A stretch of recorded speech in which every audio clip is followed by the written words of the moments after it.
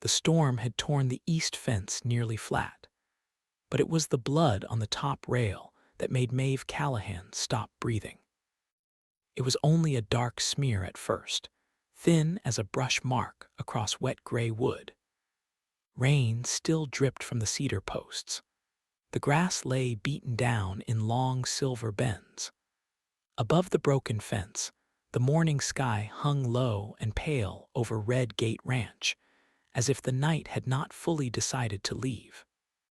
Maeve sat still in her saddle, one hand on the reins, the other resting near the old rifle tied beside her knee.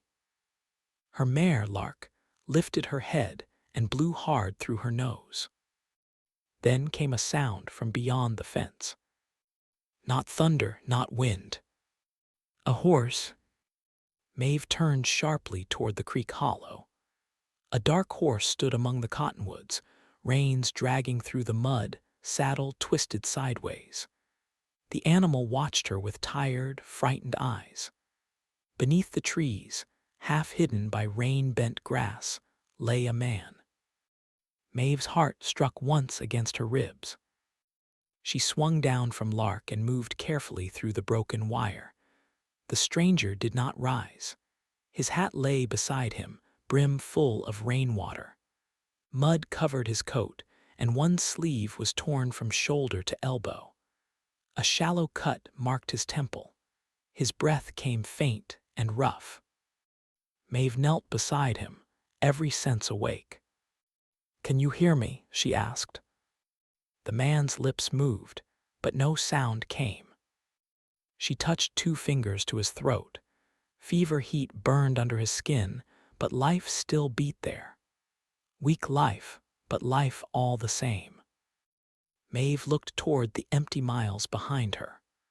Her father had ridden north 3 days ago to buy winter feed. Their 2 hands were moving cattle near the far ridge.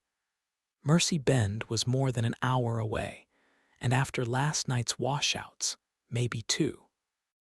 If she left this man to fetch help, the cold might finish what the storm had started. She stood and went to the horse.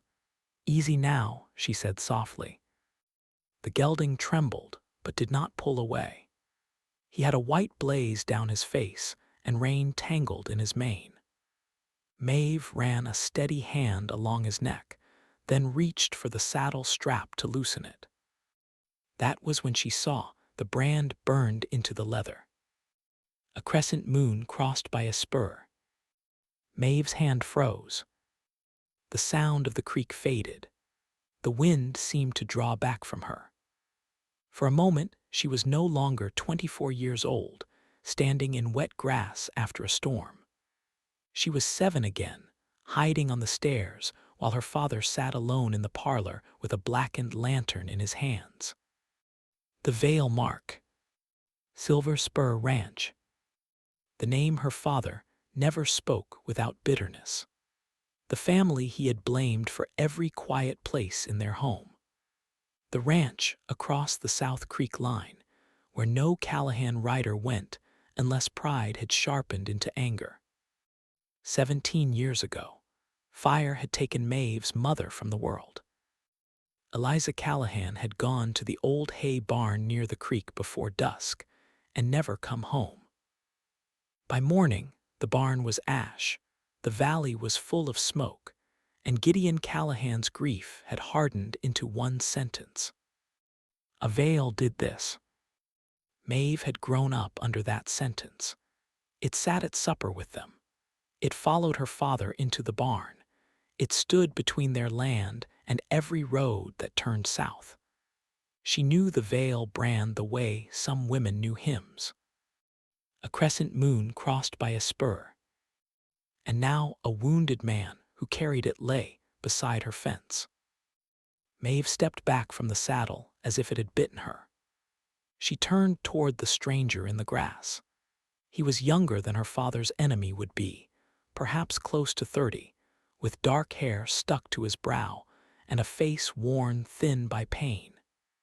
He looked no more dangerous than any man half lost to fever and rain. But he belonged to them. Her father's voice rose in memory low and hard. No Vale crosses Red Gate land, not living, not asking, not ever. The gelding nudged her shoulder. Maeve closed her eyes. She could ride away. She could tell herself he was not her burden. She could say a man who carried that mark had no claim on Callahan mercy. Half the town would agree with her. Her father would agree most of all. The stranger groaned. Maeve opened her eyes. "No," she whispered, though she did not know if she was speaking to her father's memory or her own fear. "I will not let a man die because of a name."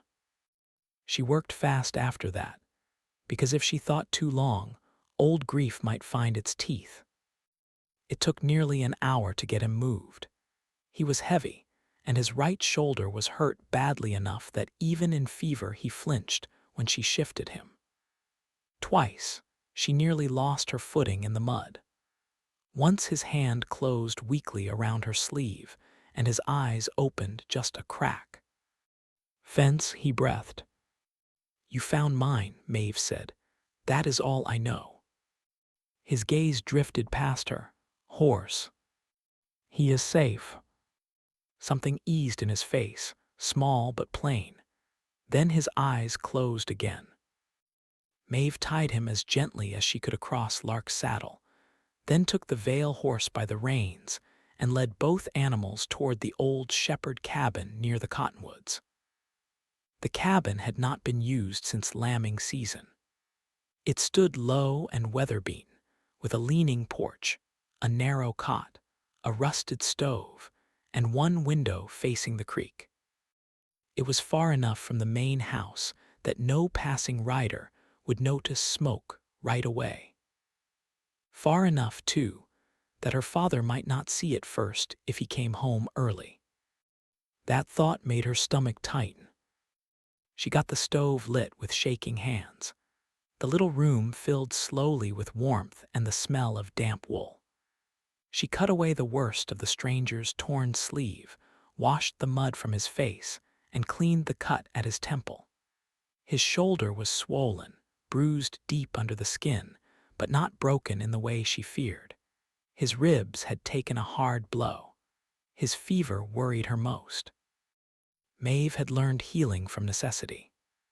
On a ranch, people did not wait for doctors every time iron slipped, horses spooked, or winter laid men low.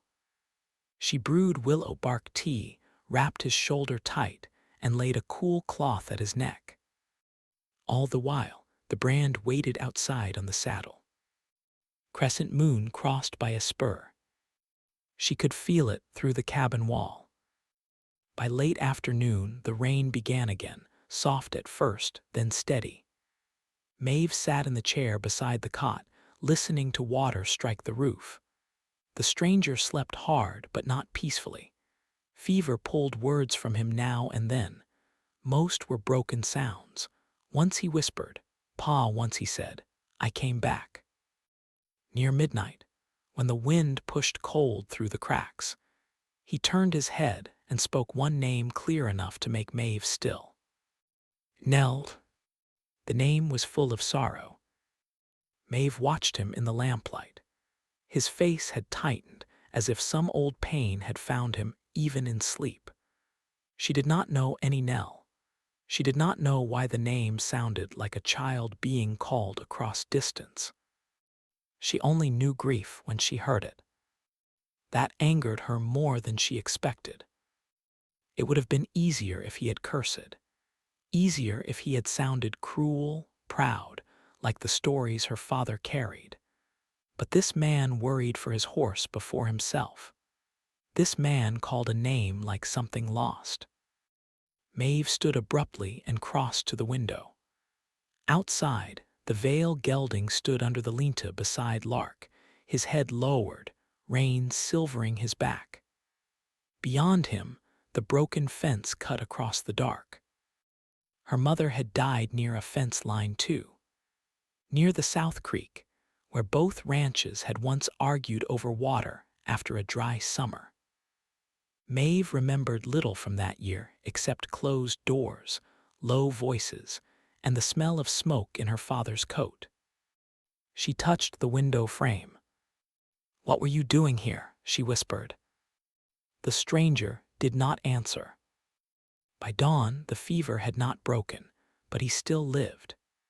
Maeve rode to the house, packed food, clean cloth, salve, and her mother's old blue shawl, then returned before the sun lifted over the ridge. Each trip made the lie heavier. Each careful step around the truth made her feel both brave and disloyal. At the cabin door, she paused. The stranger was awake. His eyes were dark brown, unfocused but watchful. He looked at her as if he did not know whether she was real or another fever dream. "Where am I?" he asked, voice rough as dry leaves. Maeve held the basket tighter. "On Red Gate land." His face changed. Only a little, but she saw it. Pain was there and surprise, then something deeper, recognition. "You know whose land this is?" she asked. He swallowed. "Callahan." The name settled between them like a drawn line. Maeve stepped inside and shut the door behind her. "And you know what that means?" He closed his eyes for a moment. "It means I should not be here." "No," Maeve said, "you should not." Silence filled the cabin. The stove cracked softly. Rainwater dripped from the eaves outside. The stranger opened his eyes again. "My name is Jonah Vale." Maeve felt the floor shift beneath her, though she had known. The saddle had already told her. Still, hearing the name spoken aloud gave it weight. Jonah Vale. Enemy blood under her roof. Her father's grief lying on her cot. She lifted her chin. "I am Maeve Callahan. I found you by my fence after the storm. Your horse is fed. Your wounds are dressed. You will stay here until you can ride without falling dead in the creek." Jonah watched her carefully. "Why?" Maeve almost laughed, but there was no humor in her. "Because I was raised better than the hatred I inherited." His expression softened, not into a smile, but into something like respect. "I will leave as soon as I can stand," he said. "You will leave when I say you can survive the road. My being here could bring trouble to your door." "It already has." He looked toward the window, where the morning light touched the wet saddle outside. "Then I am sorry." Maeve wanted to hate the way he said it. Quiet, honest, not polished for forgiveness, just sorry. She set the basket on the table and moved toward the stove. "Do not waste breath on apologies until you are strong enough to mean them." Behind her, Jonah spoke softly. "I did not come back to stir the old feud."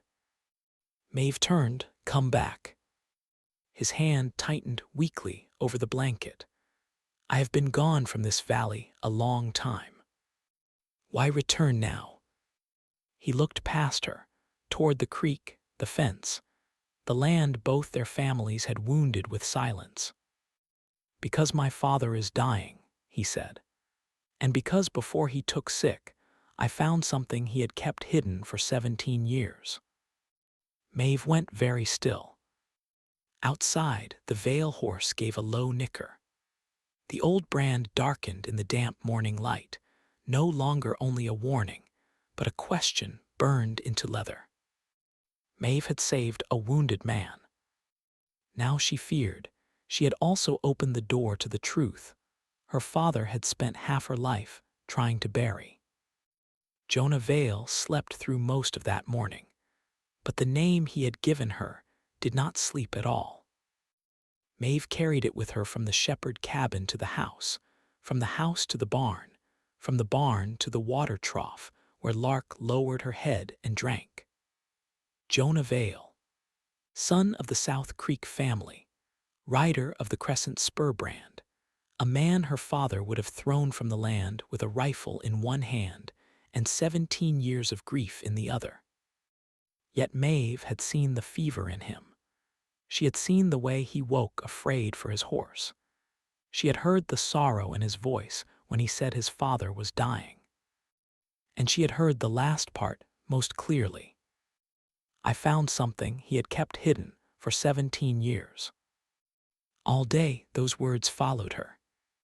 She mended the torn fence alone, driving staples into wet posts until her palm ached. She checked the hens, mixed grain for the horses, and brought in firewood before another gray bank of clouds moved over the ridge. Every ordinary task seemed to ask the same question. What had Tobias Vale hidden? By late afternoon, she could stand it no longer. Maeve filled a tin pail with broth, wrapped 2 biscuits in a cloth, and walked back to the cabin. She told herself the food was the reason. She told herself a wounded man needed tending. She did not tell herself that fear and curiosity had begun walking side by side inside her. Jonah was awake when she entered. He had pushed himself higher against the folded blanket, though the effort had drained the color from his face. His dark hair had dried in uneven waves across his brow. Without rain and mud covering him, he looked less like a danger left by the storm and more like a man made tired by a long road. Maeve set the pail on the table. You were told to rest. I rested until my bones began arguing with the cot. Your bones are not in charge here. A faint smile touched his mouth. It was gone almost at once, but not before Maeve saw it. No, ma'am, he said. Maeve took the chair beside him and poured broth into a cup. You may call me Miss Callahan. His eyes lowered with quiet understanding. Miss Callahan, then. She held out the cup. He reached with his left hand, but his fingers shook. Maeve waited 1 second, then steadied the cup without comment. He drank slowly, swallowing like each mouthful cost him pride. You said your father hid something, she said. Jonah looked at the broth, not at her. I said I found something. That is near enough. No, he said gently, it is not. Maeve's hand tightened around the handle of the cup. Jonah noticed. I am not trying to twist words. I only know what it is to have folks make a whole story from half a sentence. That struck closer than she liked. She took the cup back and set it on the stool. Then speak plainly. He drew a careful breath. My father has been sick since spring. Some days he knows the room he is in. Some days he calls for people who have been gone a long while. I came back to Silver Spur because there was no one else to keep the place from failing. I had not lived there since I was a boy. You left after the fire.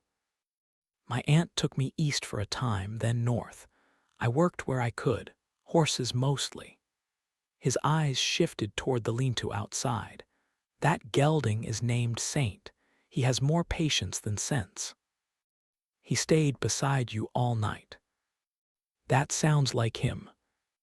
Maeve heard warmth there, and against her will, she saw again how the horse had nudged her shoulder as if begging for mercy.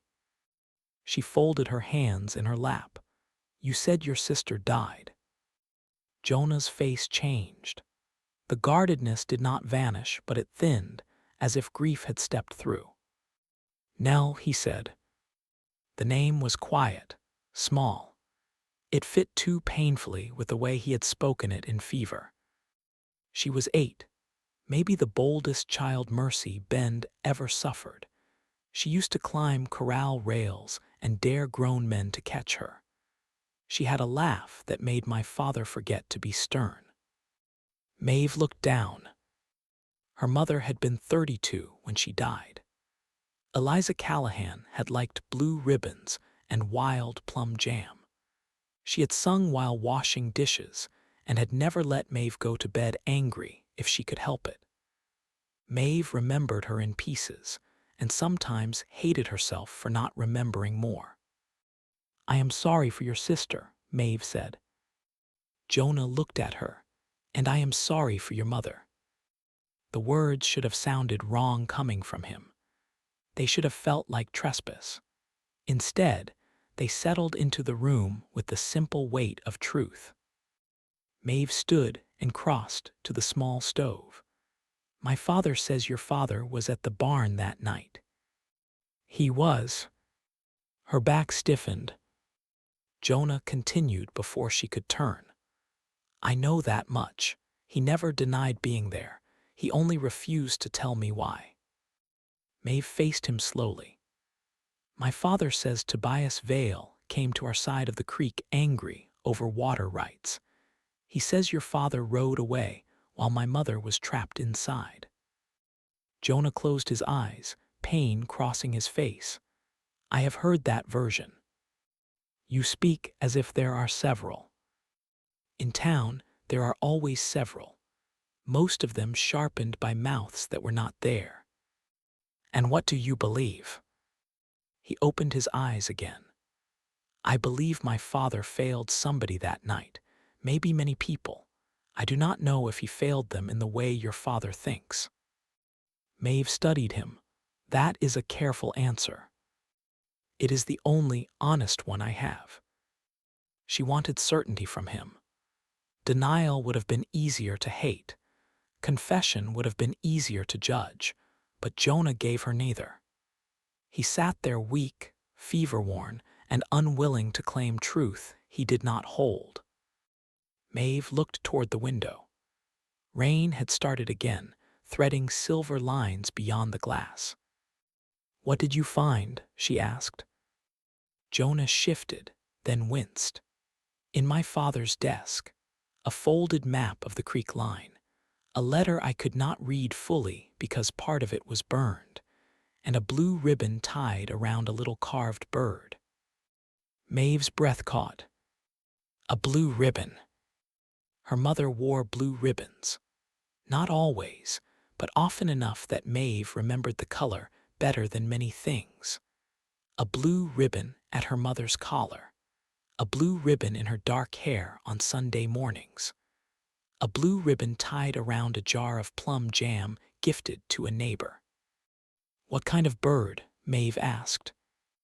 "A meadowlark, I think, small enough to fit in a child's palm. One wing blackened." The room tilted softly around her. Maeve had owned a carved bird once. Her mother had whittled it during a winter when snow trapped them indoors for nearly a week. Maeve remembered holding it in both hands, making it fly over the kitchen table, while Eliza laughed and told her even wooden birds needed rest. Then one day it had disappeared. Her mother had said it had gone to comfort a little girl who needed it more. Maeve looked at Jonah, but for a moment she did not see him. She saw her mother tying a blue ribbon around something small. She saw a child from the enemy ranch, though Maeve had never known her face. She saw a kindness that no one had told her about. "You still have it?" she asked. Jonah shook his head. "Not with me. I had tucked it in my coat when I rode out along with the letter, but the coat tore when Saint threw me. I remember putting the bundle back in the saddlebag before I tried the creek crossing. If it is not there, then the storm took it." Maeve went to the door before he finished speaking. "Miss Callahan," Jonah called. She stepped outside into the rain and crossed to the lean-to. Saint lifted his head but stood calm as she reached the saddlebag. Her fingers shook as she unbuckled the strap. Inside were a torn shirt, a small pouch of coins, a pocket knife, and a cloth bundle tied with plain twine. Maeve lifted it out. For a moment she only stared. Then she carried it back into the cabin and set it on the table between them. Jonah watched her face. "You know it." "I might." She untied the twine carefully. Inside lay a ribbon faded almost gray-blue with age. Beside it rested a small wooden bird, one wing darkened by old smoke. Maeve touched it with one finger. The years fell away. Her mother's hands, her mother's laugh, her mother's voice saying, "Some gifts know where they are needed." Maeve sat down hard in the chair. Jonah said nothing. That silence was kinder than questions. After a long while, Maeve whispered, "This was mine." His face tightened with surprise. "Yours." "My mother carved it for me. I lost it before the fire. She said she had given it away." Jonah looked at the little bird as if it had become heavier than iron. "To Nell." Maeve could not answer. Outside, rain tapped softly on the roof. The old hatred in her chest did not vanish. It had roots too deep for one small object to pull free. But something shifted. Some piece of the story her father had given her no longer fit. If Eliza Callahan had hated the Vales, why had she given Maeve's toy to Jonah's sister? If their families were already only enemies, why had Tobias Vale kept the ribbon like a holy thing? Jonah's voice came low. "I think your mother knew my sister." Maeve looked at him sharply. "My father never said that." "My father never said it either." The truth stood between them then, not whole, not clear, but breathing.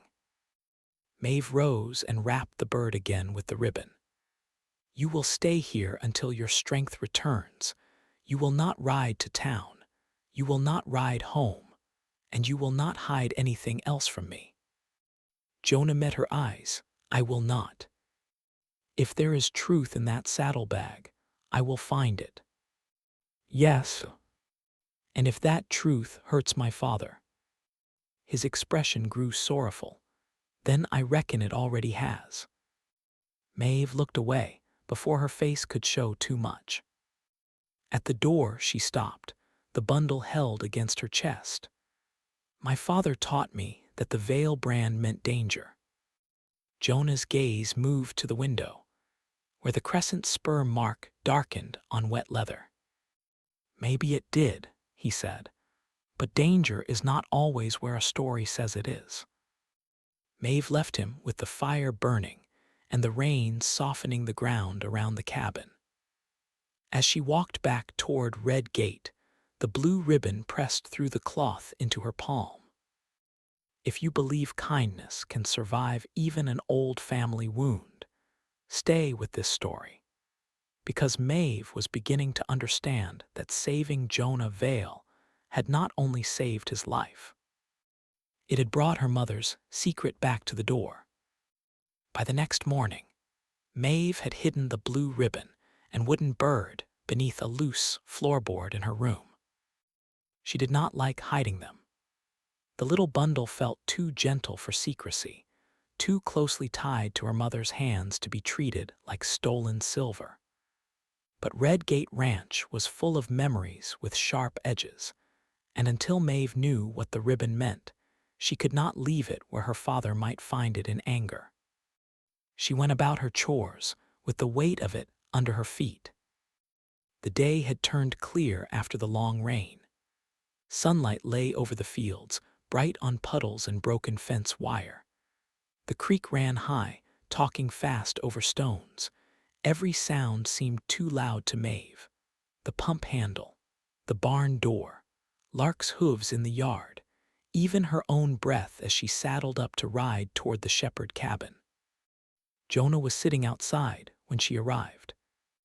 He had wrapped one of her old blankets around his shoulders and settled on the cabin step with Saint grazing nearby.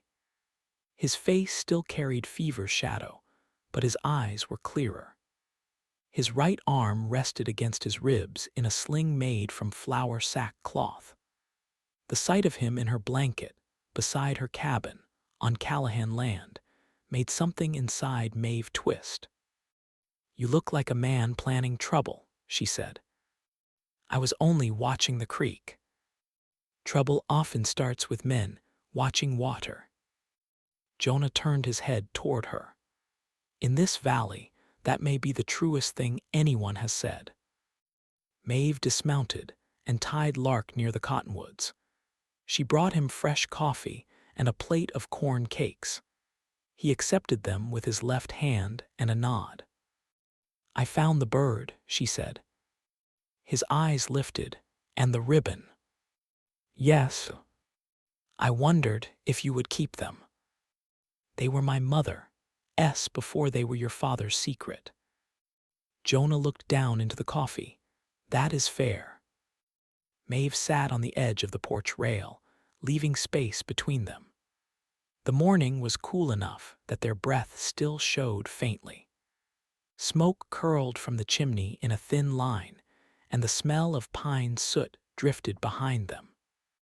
"Tell me about Nell," Maeve said.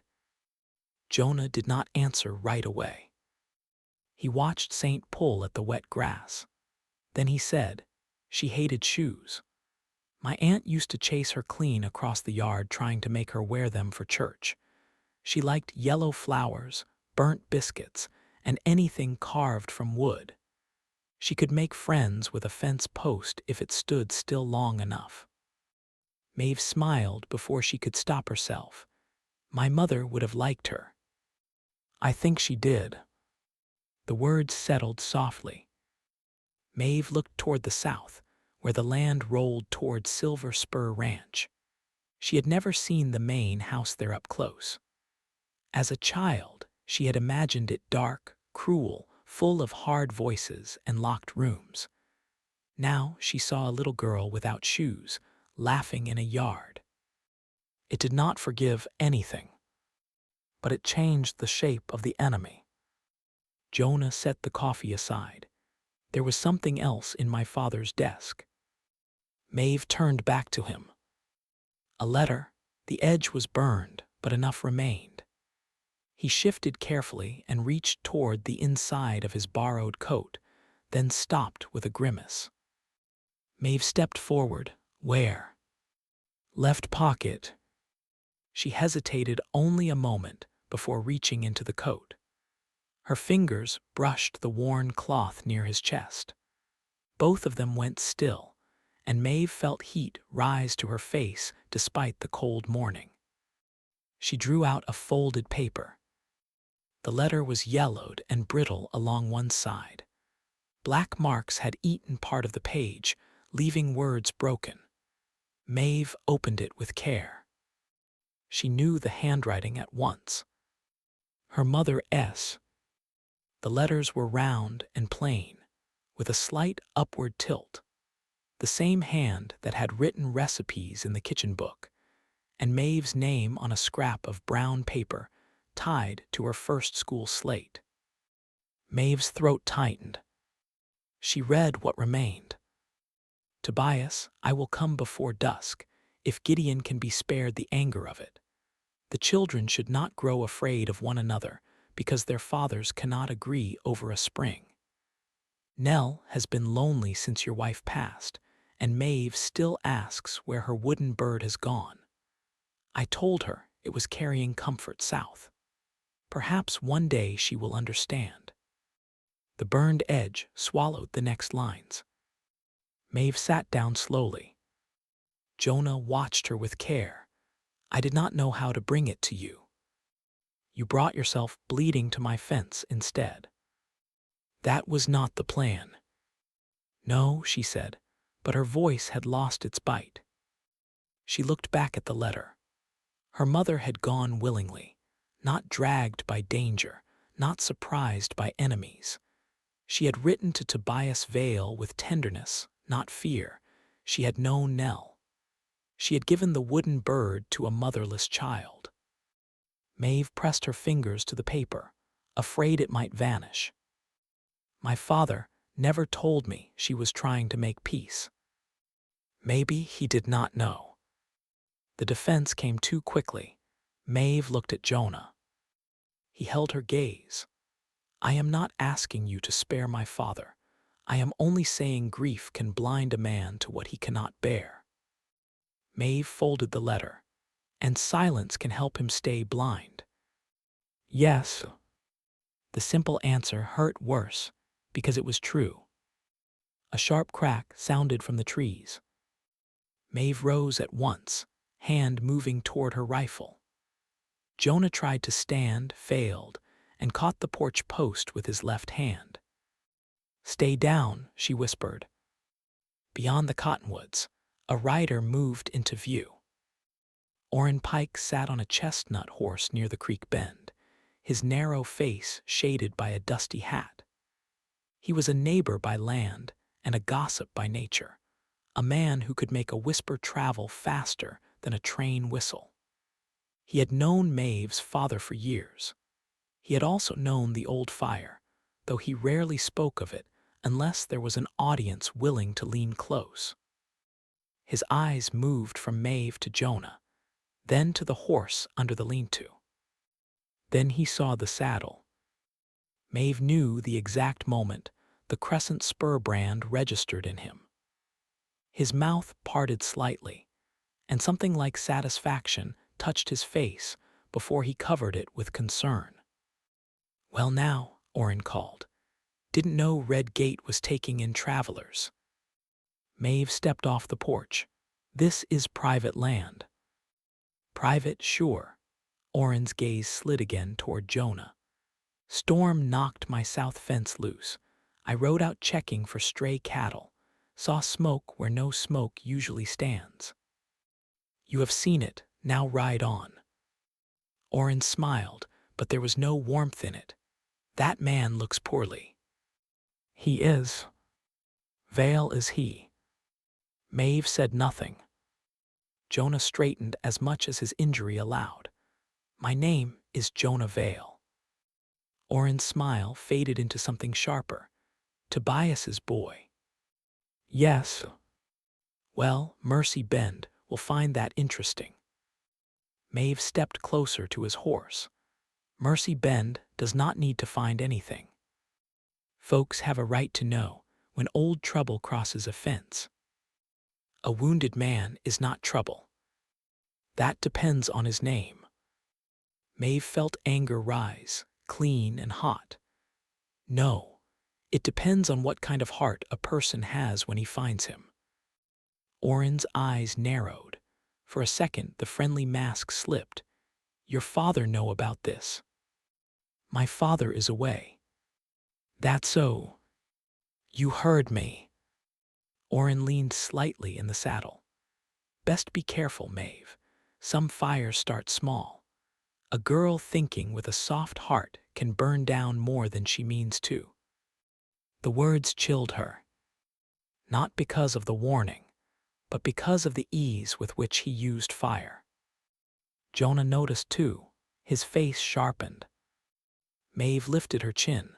"Ride home, Mr. Pike." Orrin looked at the cabin, the saddle, the injured man, and finally the letter in Maeve's hand. His gaze caught there. "What is that?" "None of your concern." Old paper has a way of lying when young folks read it wrong. Maeve went still. Jonah's voice came quiet from behind her. "How would you know it is old?"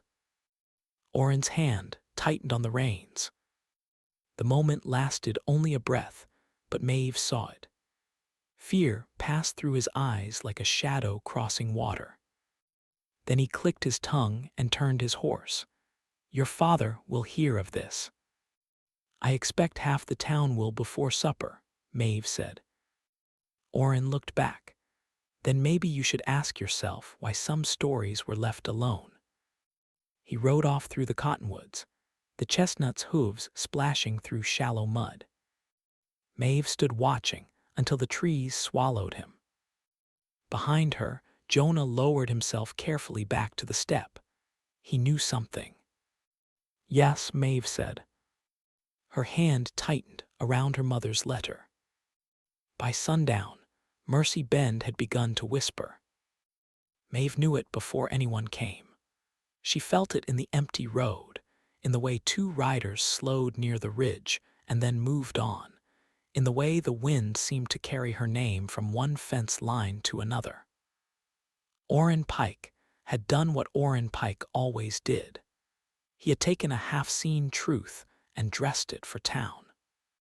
At dusk, Maeve stood in the barn with the blue ribbon, the carved bird, and her mother's burned letter laid out on an upturned crate. Jonah sat nearby, pale from the day's strain but unwilling to go inside. Saint shifted in the lean-to. Lark nosed the barn door open and watched them both. Maeve touched the ribbon. "My mother was not sneaking into danger," she said. "She was trying to end it." Jonah nodded, and my father kept proof of that hidden. "Why? I do not know." Maeve looked toward the road to Mercy Bend. The town held records, water filings, old statements, maybe names of those who had stood near the fire and said less than they knew. Maybe Orrin Pike's name written in ink instead of rumor. Maeve gathered the letter and wrapped it with the ribbon and bird. "Then we find out," she said. Jonah looked at her. "You do not have to carry my family's shame." "No," Maeve answered, "but I do have to carry my mother's truth." Outside, the last light faded over the broken fence where she had found him. The old brand had opened the wound. The little wooden bird had changed the question. And by morning, Maeve Callahan knew she would ride into Mercy Bend with an enemy cowboy's secret in her pocket and the whole town watching. Maeve rode into Mercy Bend with her mother's letter inside her coat and the weight of every window on her back. Jonah rode beside her on Saint, sitting stiff and pale, his injured arm tied close against his ribs. Maeve had argued against it for nearly half an hour before sunrise. He had stood in the cabin doorway with his jaw set and his hat in his left hand, saying he would not let her face a town's judgment alone when his family name was half the reason for it. "You can hardly sit straight," she had told him. "I can sit crooked with purpose." "That is not as fine an answer as you think." "No," he had said, "but it is the one I have." So they rode together. The road into town had dried at the edges, but wagon ruts still held brown rainwater. Mercy Bend sat in a shallow bowl between two ridges, a little town of false front shops, hitching rails, dust, and pride. The church bell stood silent above the square. A blacksmith stopped hammering when Maeve and Jonah passed. Two women outside the mercantile turned their faces toward each other and lowered their voices. A boy with a broom in front of the hotel stared openly at the crescent spur brand on Jonah's saddle. Maeve kept her eyes forward. She had come to town all her life. She had bought flour from these shelves, thread from these counters, nails from these barrels. Now every familiar board seemed to ask what kind of daughter rode beside a veil. Jonah noticed, "You can still turn back." Maeve did not look at him. "Can you?" "No." "Then neither can I." They stopped in front of the county office, a narrow building tucked between the newspaper room and the land agent's door. Its windows were dusty, and its steps sagged in the middle. Inside, Edwin Lyle kept every filing, tax mark, land deed, marriage notice, and court note with the same careful hand. He was a thin man with silver spectacles and ink on his fingers, known to remember dates better than faces. When Maeve opened the door, the little bell rang too loudly. Mr. Lyle looked up from his desk. His eyes moved from Maeve to Jonah, then paused on the sling. "Miss Callahan," he said slowly. "Mr. Vale." Jonah tipped his hat with his left hand. "Sir." Maeve stepped to the counter. "I need the water filings for the South Creek Spring, 17 years back. Also any statements taken after the barn fire on the old shared pasture." Mr. Lyle's face tightened. "Those are old matters." Old matters have a way of staying alive when no one reads them properly. The clerk folded his hands. Your father sent you. No. That single word changed the room. Mr. Lyle glanced toward the window, where two men had stopped outside, as if their boots had found sudden interest in the boardwalk. Miss Callahan, he said quietly, records like those can trouble families. They already have. Jonah stood half a step behind her. He said nothing, and Maeve was grateful for it. This was her question to ask, her mother's name to lift from silence. Mr. Lyle studied her a moment longer. Then he rose with a sigh and went to the shelves. Dust rose when he pulled the first ledger down. For nearly an hour, Maeve read until her eyes ached. Jonah turned pages with his left hand when she asked, slow and careful. The records showed dry summers, shared grazing rights, arguments over irrigation cuts, and a proposed settlement drawn up but never completed. Then Maeve found her mother's name. Eliza Callahan, witness to proposed spring agreement. Her hand stopped on the page. Beside the entry was Tobias Vale's name. Beneath both names, in Mr. Lyle's careful ink, was a note. Meeting planned at Old Hay Barn before dusk. Matter expected to be settled privately before final filing. Maeve read it twice, then a third time. Her father had said her mother went to the barn looking for a missing calf. He had said she had no reason to be near Vale business. He had said Tobias had come angry, and everything after that was smoke. Jonah's voice was low. She was there for the agreement. Maeve nodded, unable to speak. Mr. Lyle stood very still behind the counter. You knew this? Maeve asked. His mouth opened, then closed. Mr. Lyle, I filed what was brought to me, he said. I did not make men speak of what they wished buried. Maeve turned the ledger. Who brought the first statement after the fire? The clerk looked away. Jonah's hand curled against the counter. Maeve said, show me. Mr. Lyle went to a locked drawer near the back wall. His keys trembled faintly as he opened it. He returned with a thin folder tied in faded cord. Only part of this was entered into public record, he said. Why? Because men were grieving, because tempers were high, because the sheriff at the time believed the matter would tear the valley apart. It did tear the valley apart, Maeve said. Mr. Lyle lowered his eyes and untied the cord. Inside lay several papers. One bore Tobias Vale's signature, shaky and unfinished.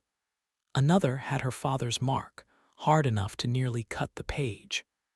The third was a witness statement signed by Orrin Pike.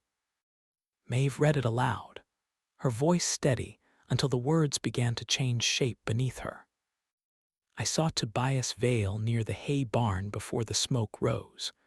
I heard raised voices. I saw Mrs. Callahan enter the barn. I saw Vale come out alone.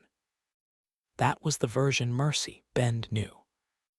But beneath it, folded and never copied into the ledger, was a second page. Maeve opened it.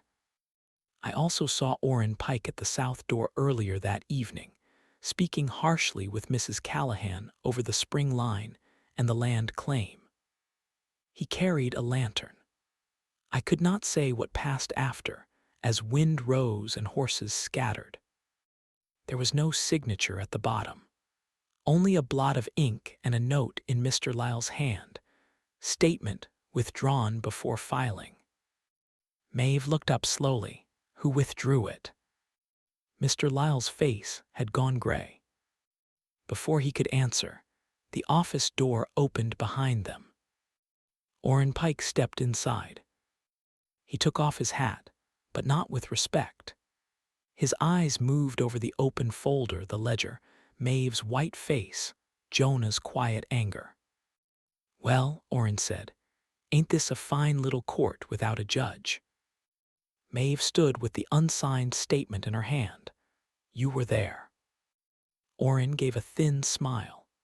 Half the valley was near that creek before nightfall. Dry years make neighbors restless. "You argued with my mother." "I spoke with her." "You carried a lantern." "So did others."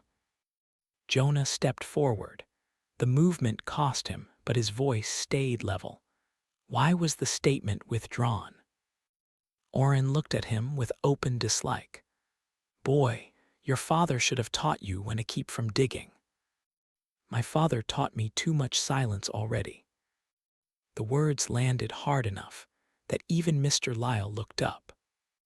Outside, more townspeople had gathered. Faces filled the window. Someone opened the door and did not close it, letting street noise spill into the office. Maeve did not move. "Answer him." Orrin's face hardened. "You Callahans always did love making grief into a crown. Your father heard what he needed to hear. Tobias Vale was there. He came out alive. That was enough." "No," Maeve said. "It was enough for anger. It was never enough for truth." A murmur passed through the doorway. Orrin turned toward the crowd. Listen to her, hiding a veil in her cabin, now reading burned papers like scripture. Grief has made better women foolish. Maeve stepped around the counter. The blue ribbon and wooden bird wrapped against her heart beneath her coat. "My mother gave comfort to a motherless child from your side of the creek," she said.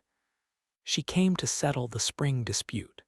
She wrote to Tobias Vale before she came. And you knew there was more to that night than what Mercy Bend repeated." Orrin's eyes flickered. It was small, but the town saw it. Sheriff Daniel Rusk pushed through the gathered people and entered the office. He was broad-shouldered and calm-eyed, the kind of man who did not speak until words had weight. "What is happening here?" he asked. Maeve handed him the second page, a hidden witness statement. Sheriff Rusk read it in silence. Then he looked at Mr. Lyle. "Why was this not filed?" The clerk's voice was thin. "It was withdrawn before record." "By who?" Mr. Lyle swallowed. Orrin laughed once, sharp and dry. "Careful, Edwin, memory gets expensive." The sheriff looked at Orrin. "That sounded near enough to a threat for my taste." Maeve felt the whole town holding its breath. Then a new sound came from outside. Hooves fast. The crowd parted at the window. Maeve turned just as a tall rider swung down in front of the county office, dust rising around his boots, though the street was still damp beneath. Her father stood there. Gideon Callahan had come home early. For one heartbeat, Maeve forgot how to breathe. He looked older than when he had left, his beard rough from travel, his coat stained with road dust. His eyes moved first to Maeve, then to the papers in her hand, then to Jonah Vale standing beside her. Everything in him went still. The town seemed to shrink away from that silence. "Maeve," he said. It was not loud. That made it worse. She stepped into the doorway. "Papa." His gaze fixed on Jonah. "What is he doing beside you?" Jonah straightened despite the pain. "Mr. Callahan." Gideon's hand moved toward the rifle at his saddle. Maeve stepped between them. The movement shocked the crowd. It shocked her father more. His eyes cut back to her, wounded before they were angry. "Move," he said. "No." His face changed, as if she had struck him. Maeve's voice shook, but she held her ground. I found him wounded by our east fence after the storm. I kept him alive. And today I found proof that Mama was not where you said she was for the reason you said." Gideon stared at her. Behind her, Sheriff Rusk held the statement. Mr. Lyle stood with both hands on the counter. Orrin Pike watched like a man measuring exits. Maeve pulled the blue ribbon and carved bird from inside her coat. Her father's eyes dropped to them. All the color left his face. "Where did you get that?" he whispered. "Tobias Vale kept it."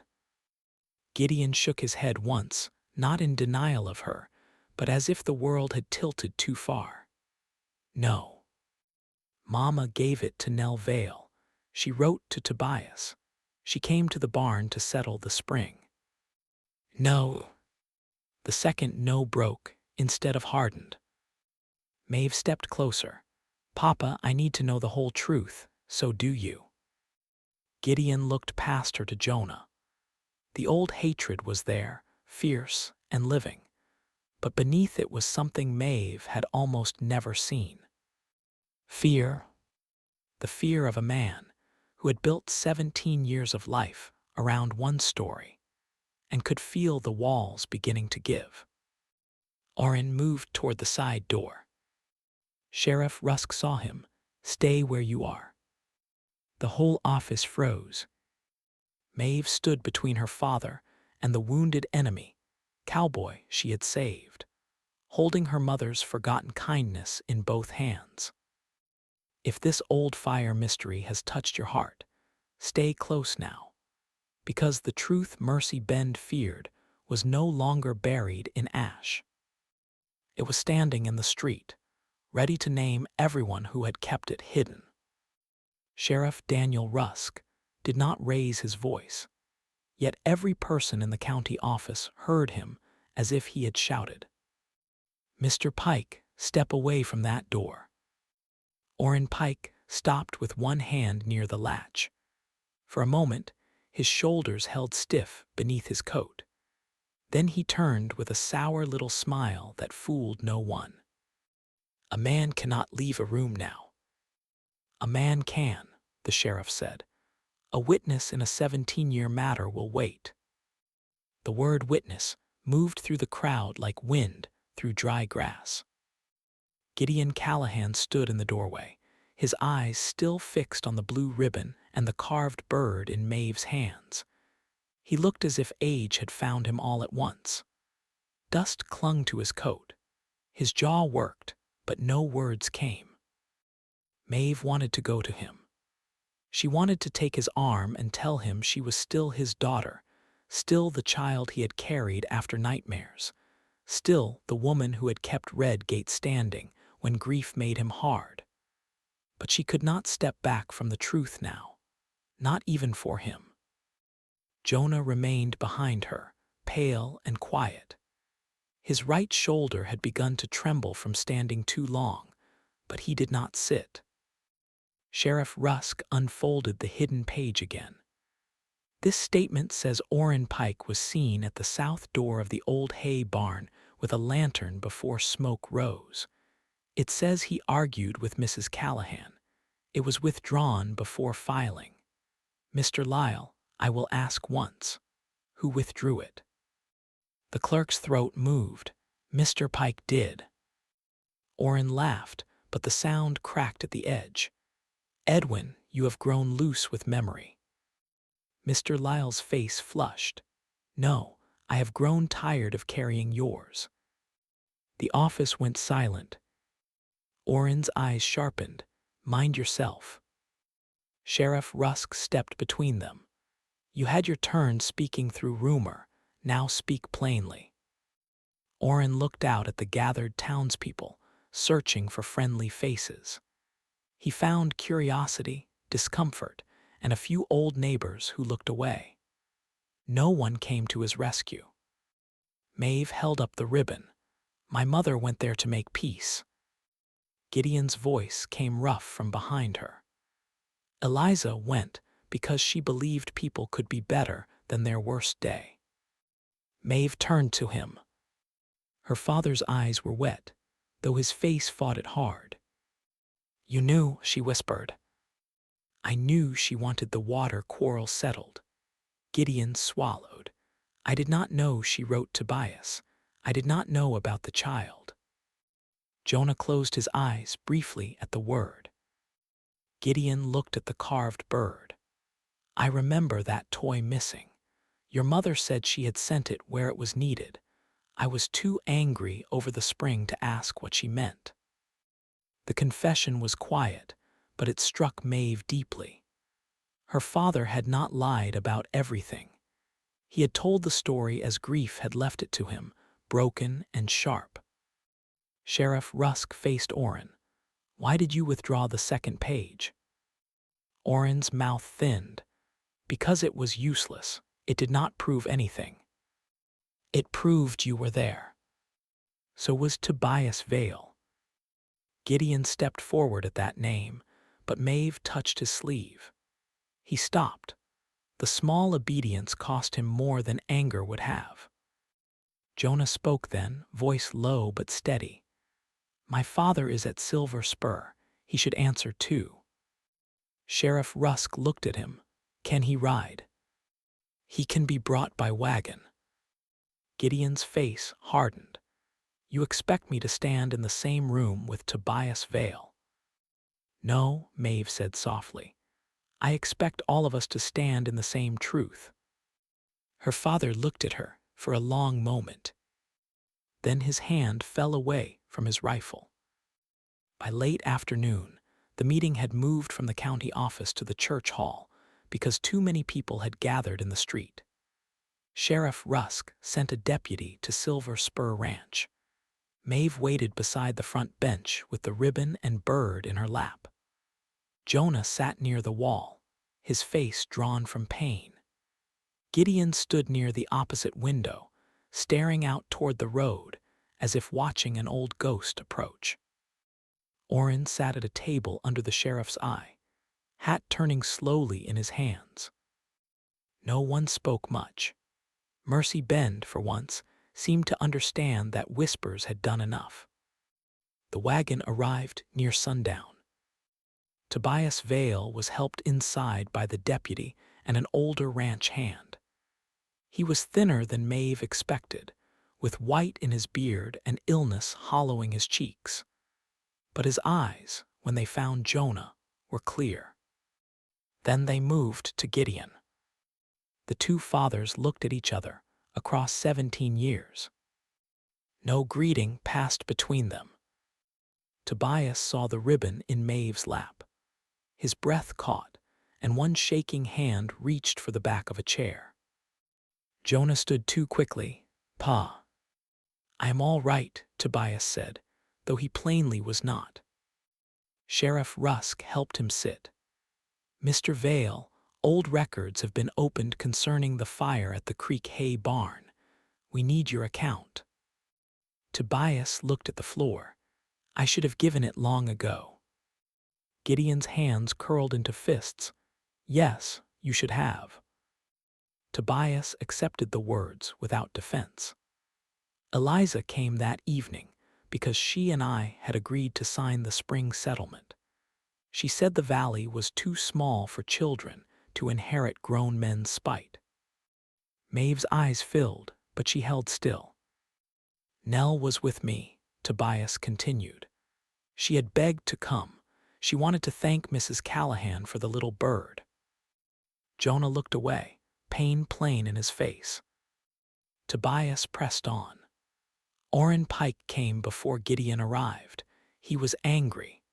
The spring agreement would have weakened his claim to the lower grazing strip. He said we were cutting him out. Orrin stood. "That is not true." Sheriff Rusk placed a hand on his shoulder and pushed him back into the chair. "Sit." Tobias's voice trembled. He argued with Eliza near the south door. "I was inside checking the tack room for the old boundary notes. The wind was rising. Horses were restless. I heard shouting. Then the lantern fell." The room seemed to draw in one breath. Orrin's face had gone gray. It broke near the loose hay, Tobias said. Not thrown, not set with purpose. Knocked aside in anger, maybe by his hand, maybe by the door when the wind caught it. But he was holding it when I last saw him. You cannot know that, Orrin said. Tobias looked at him. I saw you run.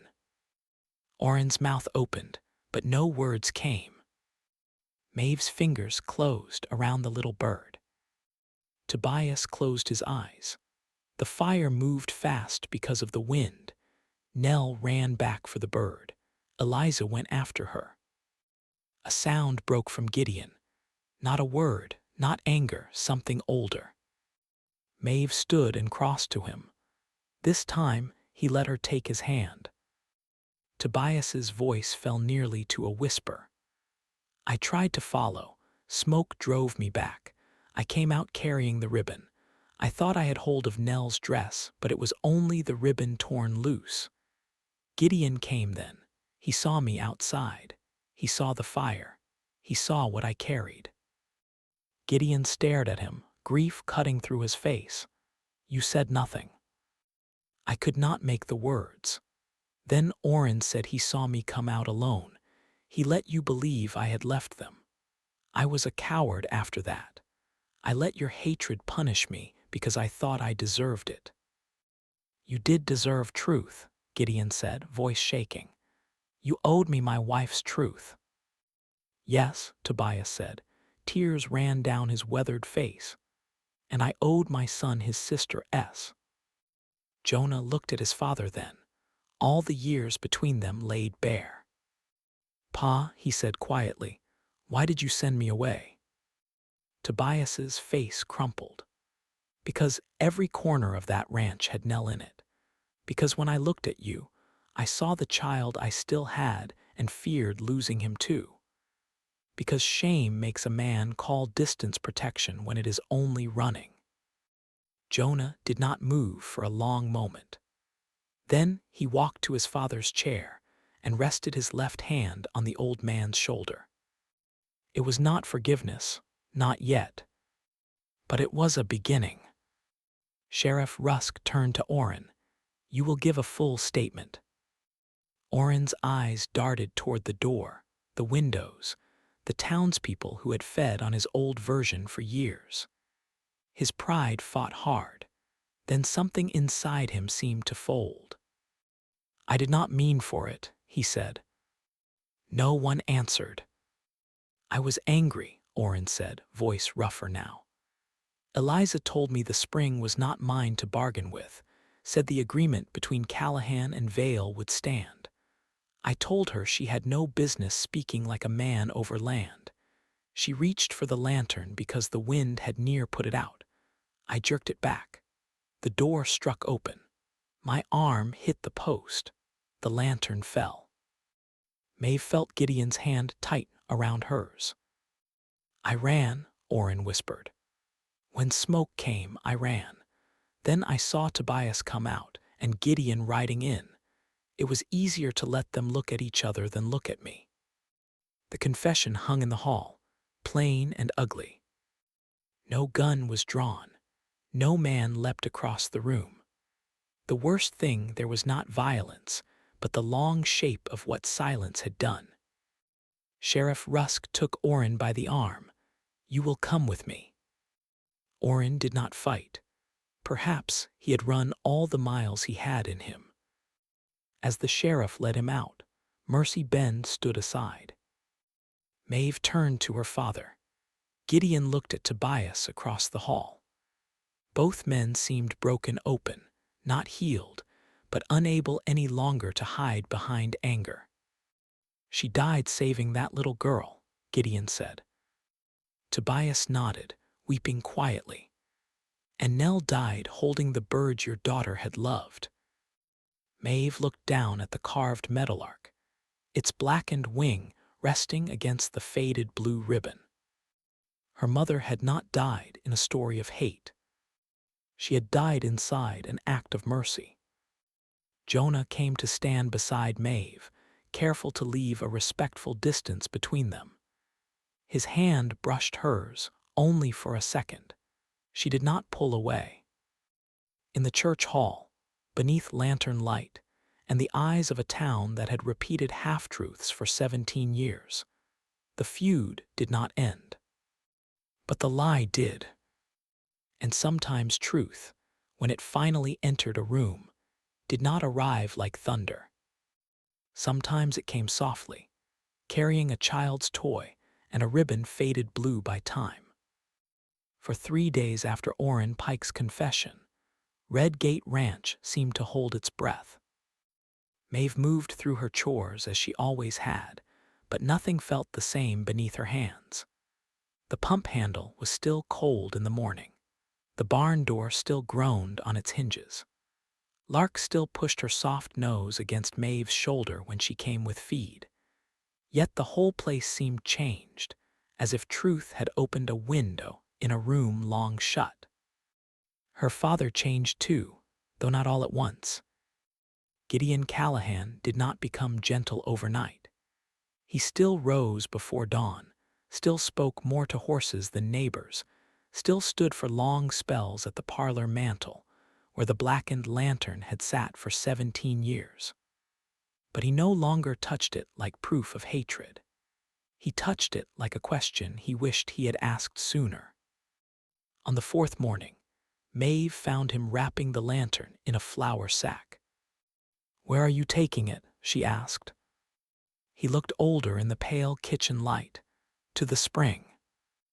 Maeve felt her throat tighten. The South Creek spring had started the dispute, or so everyone had always said. A clean run of water bubbling from stone had become a boundary, then a quarrel, then a wound deep enough to divide 2 houses. Maeve had not ridden there since she was a girl. Her father had forbidden it, and she had obeyed because children often mistake fear for law. "Do you want me to come?" she asked. Gideon folded the cloth around the lantern with slow care. "I reckon I need you to." They rode in silence. The morning was clear, washed blue after the storm days. Grass shone with dew, and the cottonwoods along the creek had begun to turn gold. Maeve carried the faded ribbon and the carved wooden bird in her coat pocket. She had meant to leave them in her room, but when she touched the bundle, she could not. Some small things deserved to see daylight. Jonah and Tobias Vale were already at the spring when they arrived. Tobias sat on a flat stone with a blanket across his knees, his illness plain in the bend of his shoulders. Jonah stood beside Saint, his injured arm still held close, though his color had improved. When Maeve rode into the clearing, his eyes found hers first, warm and careful, never claiming more than she was ready to give. Gideon dismounted. For a long while, no one spoke. The spring filled the silence with its steady sound. Water slipped from under the stone shelf, clear and cold, then ran between the 2 properties as if it had never understood why men tried to teach it hatred. At last, Tobias looked at Gideon. "Thank you for coming." Gideon's jaw tightened. "I did not come to make peace in one morning." "No," Tobias said. "Peace would be insulted by that kind of hurry." Maeve saw her father glance at him, surprised despite himself. Jonah lowered his eyes, hiding a faint smile. Maeve had to look toward the creek before her own could show. Gideon unwrapped the blackened lantern and set it on the grass between them. The glass was cracked. One side of the metal frame was dark from old smoke. Maeve had feared that lantern all her life without knowing exactly why. Now, it looked smaller than memory had made it. "This sat in my house like a judge," Gideon said. "I let it pass sentence every day."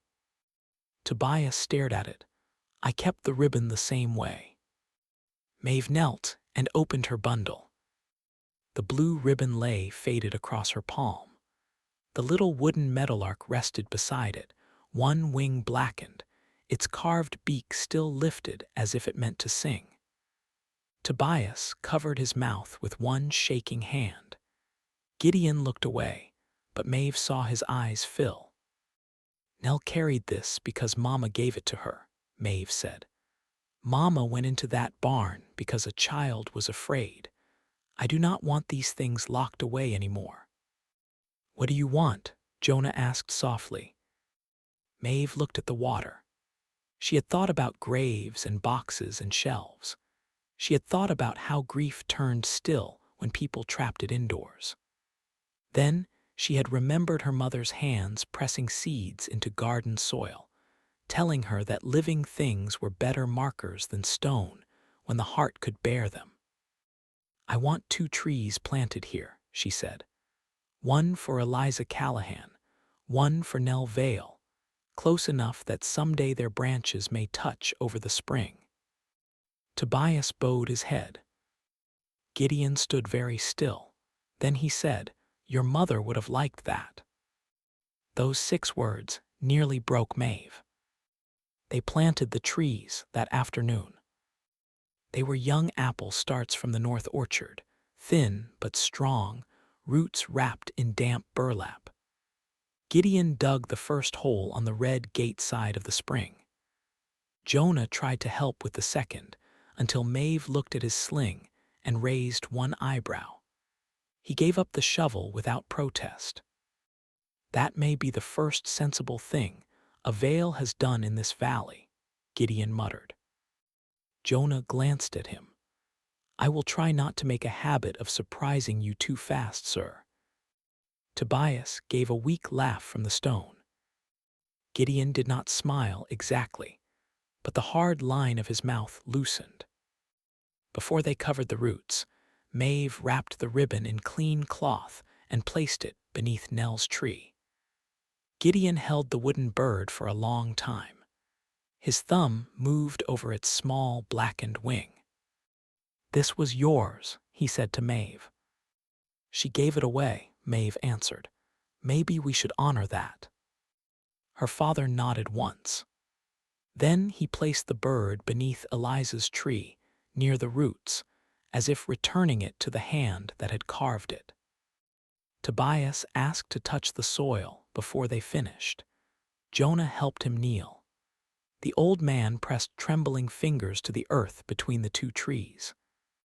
"I let shame speak louder than love," Tobias said. "I cannot repair what that cost." Gideon looked down at him. "Neither can I." The words were not forgiveness. They were not friendship. But they were true, and truth had already proven stronger than anything else in that valley. In the weeks that followed, Mercy Bend did what towns do. It whispered. It judged. It corrected itself slowly, with embarrassment and stubborn pride.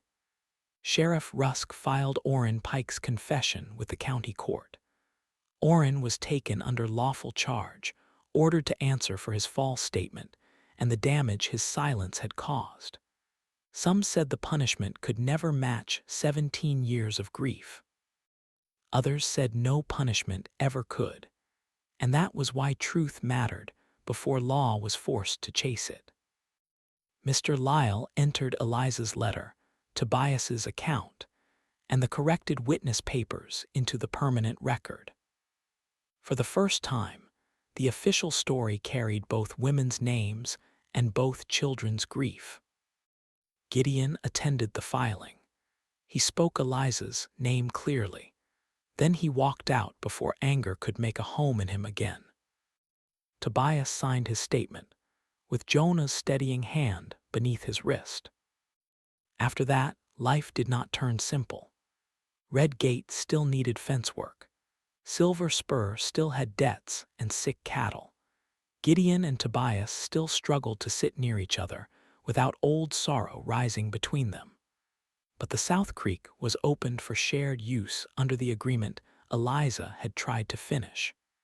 Each family took water by season and need, with the terms written plain. Maeve rode to the spring often, sometimes alone, sometimes with Jonah. His shoulder healed slowly, but his strength returned. He helped mend the east fence where she had found him, driving posts with one good arm until Gideon told him. He hammered like a man trying to impress somebody. Jonah looked at Maeve. "Is it working?" Maeve shook her head, but her smile betrayed her. One evening, near the first frost, Jonah walked with her to the spring. The two young trees had lost most of their leaves, but their roots had taken. The water ran clear between them. A small wooden marker stood by each trunk, carved by Jonah's hand. Eliza. Nell. Maeve touched her mother's name. I used to think loving someone meant standing with their anger. Jonah stood beside her, leaving only a breath of space. What do you think now? I think love tells the truth, even when it shakes the house. He nodded. Then I should tell you one. She looked at him. Jonah removed his hat. The sunset caught the side of his face, softening the lines pain had left there. I do not want your answer tonight if your heart needs time, but I want you to know I am not riding away from this valley again, not from my father, not from the spring, not from you. Maeve's heart moved quietly, deeply. Jonah continued, I carry the Vale name. I cannot change that, but I can choose what kind of man wears it. If one day you decide there is room in your life for me, I will meet you with truth. No hiding, no borrowed hatred, no silence where words are owed. Maeve looked at the spring, then at the fence line beyond it, then at the man she had once feared because of a brand on leather. She reached for his hand. Their fingers joined slowly, like both understood the holiness of restraint. There is room, she said, but we build it honestly, one day at a time. Jonah's smile came soft and unguarded. One day at a time, then. Across the meadow, Gideon stood near his horse, pretending not to watch. Tobias sat in a wagon beside him. The two old men were not speaking, but they were standing at the same fence, looking toward the same water. For now, that was enough. If this story touched your heart, remember it for the next time an old wound asks you to choose anger before truth. Like the story, subscribe for more romantic Wild West tales where courage, kindness, and love heal what pride once broke. Maeve leaned against Jonah's shoulder as the last light faded. The crescent spur brand still marked his saddle, dark against the leather. It had once warned her away. Now it was only a mark, no stronger than the man who chose what it meant. The spring kept running between the two young trees. And under the quiet sky, two houses that grief had kept apart began, at last, to grow toward one another.